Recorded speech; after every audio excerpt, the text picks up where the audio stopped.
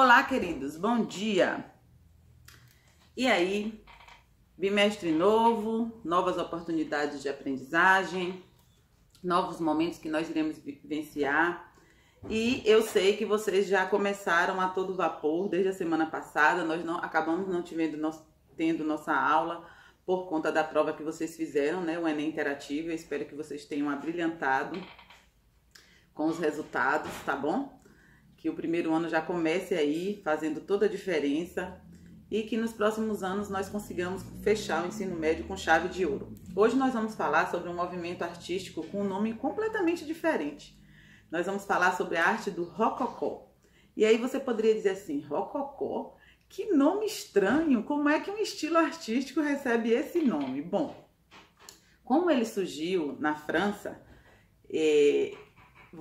realmente o nome parece algo diferente. E o que é que significa e o que é que ele quer dizer, né? A palavra rococó, ela vem do termo rocale, que significa decoração ornamental em pedra.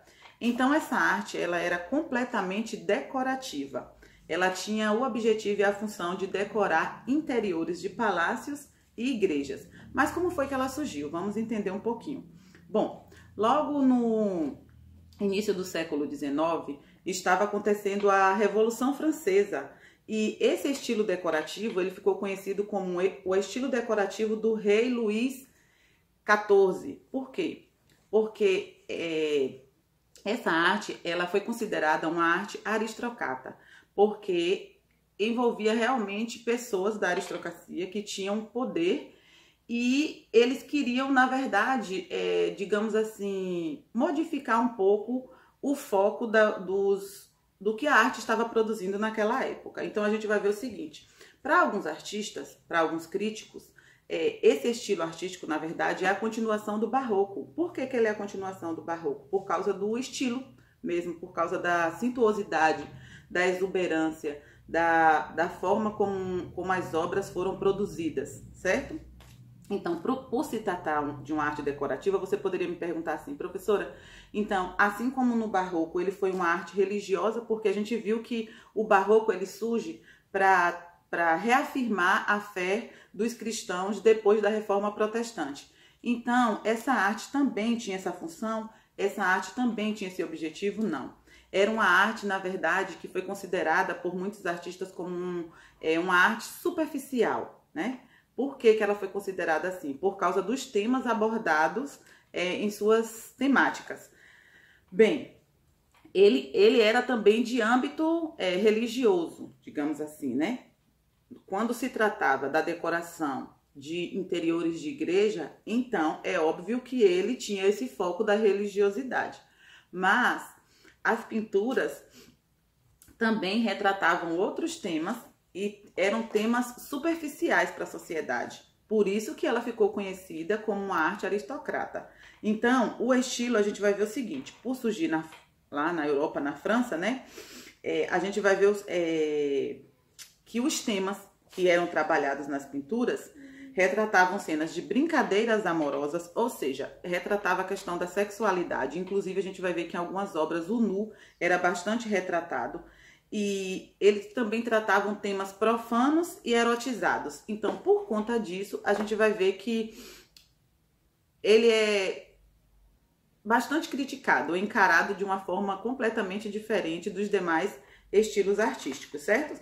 Mas assim, como era considerado uma arte superficial, esse termo inicialmente ele não foi aceito. Então, a gente vai ver que mais tarde, né? Ele é reconhecido, ele é valorizado através das suas produções em alguns ambientes. Então, uma parte da arte ela era desvalorizada por causa dos temas utilizados, digamos assim, por uma parte da sociedade que era mais conservadora, enquanto que outros valorizavam a arte num todo, em todos os âmbitos. Afinal de contas, o objetivo dela era realmente decorar interiores, porque as obras tinham formatos de conchas, né, e eram em formatos ovais, justamente para ornamentar os ambientes. Então, a gente vai ver que existem algumas características, né, principais dessa arte, que é leveza dos traços, Linhas curvas e delicadas era bastante utilizada. Suavidade nas cores, porque se era para embelezar o ambiente e trazer um tom de suavidade, leveza e paz, ela precisava com que essas cores fossem delicadas. Gosto pelo refinado e exótico. Tinha um design bastante elegante também nas obras, né? Eram obras bastante luxuosas. Paisagens, existiam paisagens e retratos da natureza que são conhecidas como paisagens mortas, né? Pintadas nos tetos. Proporções mais suaves e menores. Uso de elementos semelhantes ao mármore. Formatos ovais, como eu já falei. Paredes e revestimentos claros, né? E tinha caráter intimista. Preste atenção. Esse estilo artístico, ele era tão luxuoso que eu vou mostrar para vocês quais os tipos de materiais que eles geralmente costumavam usar, né? Nessas produções. Diz o seguinte, ó, as paredes, elas eram revestidas com espelhos e espaços decorados com enormes lustres e porcelanas finas.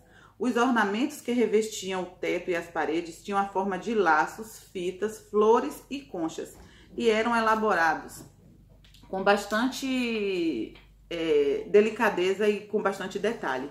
Então, a arte do rococó, ela surge mesmo de uma forma para trazer mais leveza para a sociedade, para trazer mais luxuosidade aos ambientes que eram decorados através desse estilo artístico, né? Tanto dentro dos palácios quanto dentro das igrejas. Mas a gente vai ver que também existiam as esculturas que eram produzidas por eles, tá? As esculturas durante esse período também mostra a questão, mescla um pouquinho da realidade com a idealização. E os escultores, eles conseguiam retratar a expressão psicológica da natureza humana, né, com efeitos de sombra que eles utilizavam, tá bom?